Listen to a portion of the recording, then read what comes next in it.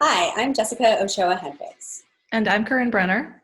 And we are Team Killer Snails. We're really excited to speak with you today about multimodal virtual reality. Everyone who's attending this is already interested in virtual reality, and we're excited to talk with you about ways that it can be integrated to make it a richer and multimodal experience. So Killer Snails has traditionally created a wide variety of games. We've created digital games, tabletop card games, and virtual reality games, all of which have been focused in science to excite and engage learners, to inspire a love of science within them. The goals that we've been focused on as we are creating these games is really how can we create more meaningful play and represent different experiences for students who don't have the opportunity to take part in them now. And how do we represent different voices as we build these experiences? We also think a lot about why are we using different pieces of technology, and particularly when we think about XR and in our case VR, what works and why? Why should we use virtual reality in education?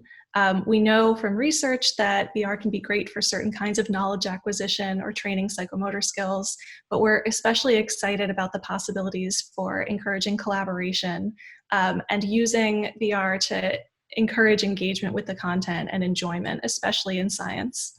At the same time, we're aware of problems and challenges with navigating cognitive overload.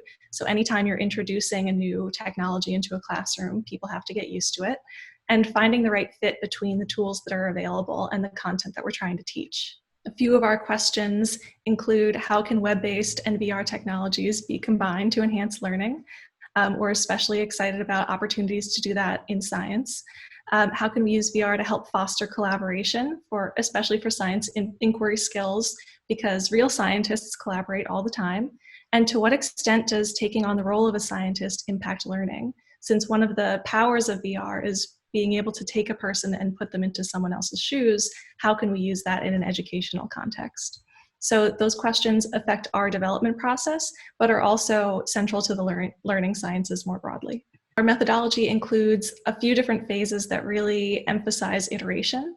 So when we're preparing a new experience, a new material, we consult with our teacher and science advisors to make sure that we're using best practices in teaching certain areas of content, and we're using the tools available to address things that are still challenging. So making sure that material that experts know well, but for some reason is hard to teach to students, that's the area we're trying to fill a gap.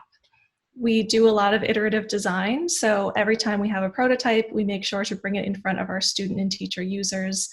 We incorporate their feedback, and we have very rapid cycles of iterative design. And then similarly, when we're actually using a more developed version of the experience, we track how students are interacting with each other and with the content, making sure that they receive the information when they need it, and that the material that's being taught and the way that it's being conveyed align with teachers' priorities, align with the standards that they're using, and that it's actually easy to use and possible to use in a classroom.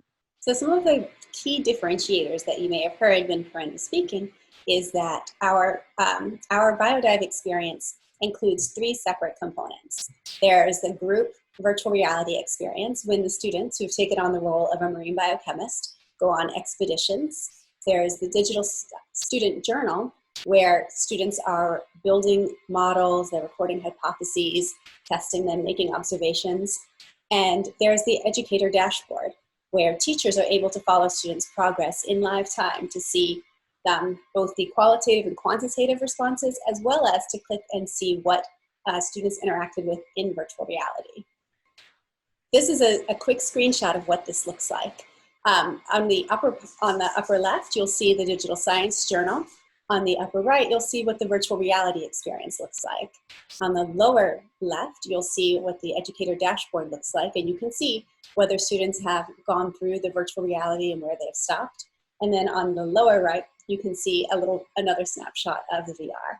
So for virtual reality in classroom use, we initially designed this for smartphone viewers. It can be used with inexpensive headsets like the Google Cardboard, or it could be used in toggle mode, so it takes up the full tablet. And since so many students have been working remotely, we have now added a web-based version of VR. Classwide virtual reality experiences always begin with very clear missions and there is a tracker along the bottom that shows what measurements have already been taken or what progress a student has made. So in the Digital Science Journal, students have a chance to see multimedia content and then start organizing their thoughts and writing down questions to help understand the material. For example, there are areas where they can drag and drop information into a map using hints from the text. They also make predictions based on observations that they've taken in VR or in the other areas of the Digital Science Journal. Students develop and analyze models throughout BioDive, so they make predictions, they observe what conditions actually look like, and then they get a chance to revise their predictions. They're also exposed to vocabulary. They have a chance to always go back and review new material. Students can also collaborate on their answers. They have a chance to identify patterns and talk about those patterns in more detail for a real qualitative experience. In the Educator Support Guide, each lesson has sort of the context that students will need to know, the background knowledge that they should come in with. The students will be able to goals at the end of each lesson, and sort of a review of the vocabulary, possible discussion questions, and what NGSS areas each part of the lesson is aligned with. The Educator Assessment Dashboard, again, shows that progress that each student is making, whether they've seen certain VR content or not, and gives teachers a chance to go into the student responses and either provide stickers, provide feedback, make comments, and just understand what their students are doing all throughout the experience. Students are notified when teachers leave feedback with these red exclamation points, and so they can always go back and see if they were on the right track or if they need to revise their answers. These are some examples of the feedback buttons and stickers that teachers can provide. And we've been really excited to roll this out, and the iterative testing that we have done so far included piloting this with 836 students in New York and New Jersey area. But then we did a national pilot of BioDive with 47 schools in 26 states, and we were thrilled to see that it led to a 40% increase between pre and post surveys in student learning, and 100% of middle school teachers who piloted BioDive said that they would like to use it again. The feedback that we heard from them was amazing. Teachers said that their students were totally engaged, and it was pretty mind-blowing, and it was a nice way to show ocean dynamics without the luxury of actually being there, since we're in Ohio. And just as importantly, students really liked it. They liked how they felt like they were there. They could see themselves as a scientist because it seems really fun, which touched us and is exactly what we hoped for with all of our Killer Snails products. So these are some of the things that Killer Snails has created to date. We would love to speak with you about any of these, our virtual reality, augmented reality, tabletop games, or mobile apps. Thank you so much. Here's our contact information, and we look forward to seeing you in Verbella.